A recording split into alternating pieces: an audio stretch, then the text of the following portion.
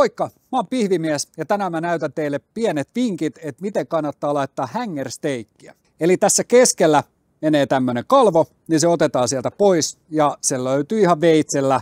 Mennään tätä kalvoa pitkin ja siitä saadaan 2 tämmöistä todella nätin näköistä palasta.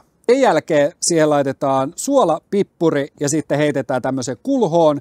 Ja siellä kulhossa sitten laitetaan pikkuinen sitruuna, raastetaan vähän sitruunan kuorta, niin saadaan semmoinen hyvä happo siihen lihaan. Sen jälkeen ei tehdä mitään muuta, kun heitetään se suoralle tulelle ja semmoinen noin 6-8 minuuttia, ei ihan täydellä liekillä, niin me saadaan siitä loistava lopputulos. Ja näin laitetaan loistava hängersteikki. Eli tosiaan, tämä ei ole se ihan niin kuin perinteisin ja helpoin leikkuu, mutta sitäkin mureempi ja pehmoisempi liha.